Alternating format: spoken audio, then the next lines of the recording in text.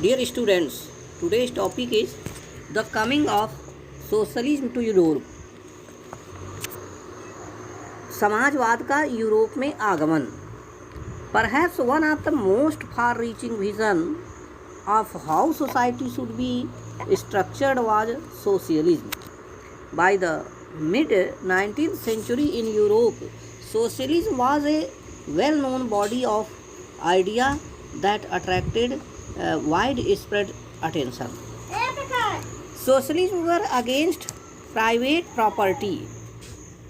समाजवादी व्यक्तिगत संपत्ति के विरुद्ध थे and saw it as the root of all social ill of the time.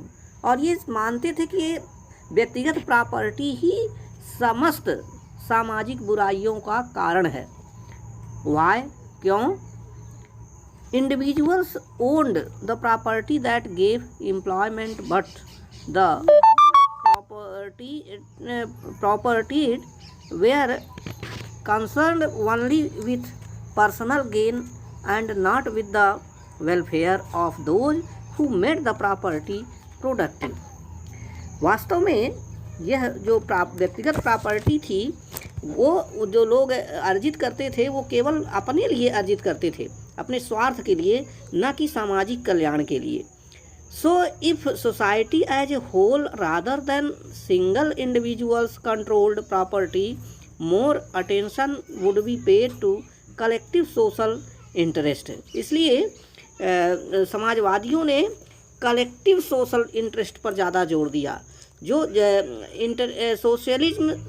Socialist wanted this change and campaign for it.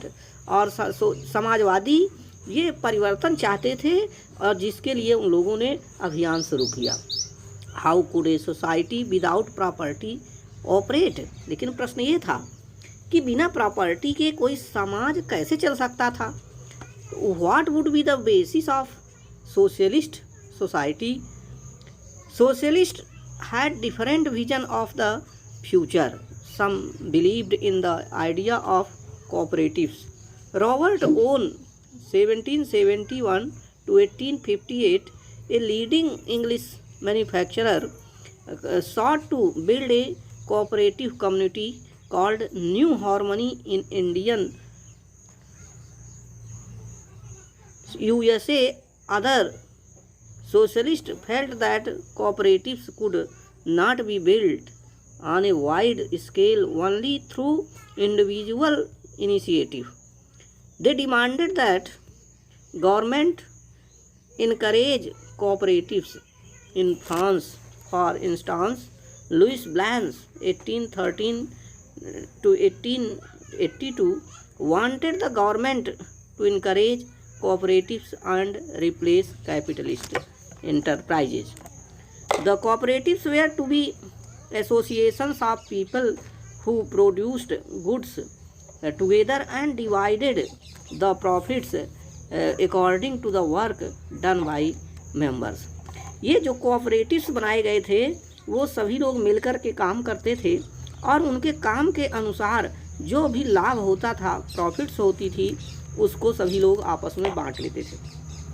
Karl Marx 1818 to 1883 and Friedrich Engels 1820 to 1895 added other ideas to this body of arguments. Marx argued that industrial society was capitalist. Capitalists owned the capital invested in factories and the profit of capitalists was produced by workers. Karl Marx ने उसमें कुछ अपने नए विचार जोड़े और उनका कहना था कि इस कैपिटलिस्ट में जो फैक्ट्री ओनर होते हैं वो अधिकतम प्रॉफिट रखते हैं अपने पास और वर्कर्स का शोषण करते हैं. The conditions of workers could not improve as long as this profit was accumulated by private capitalists.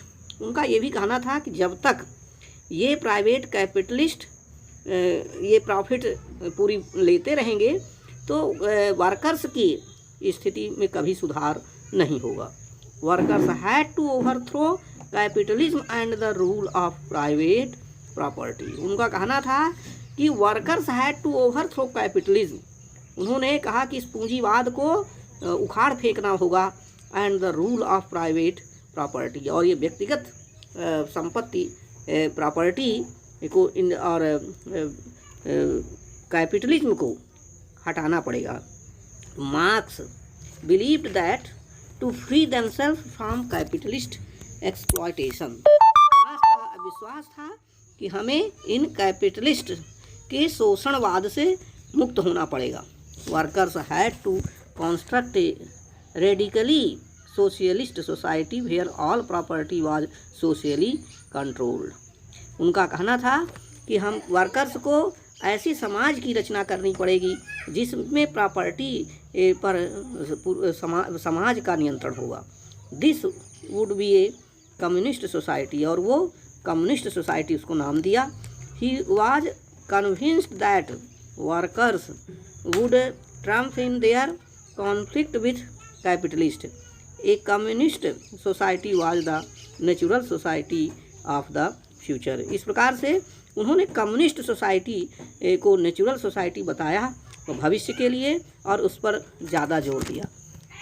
So dear students, I hope you have understood this topic well, and now you should go through this topic and learn important points from this topic. Thank you.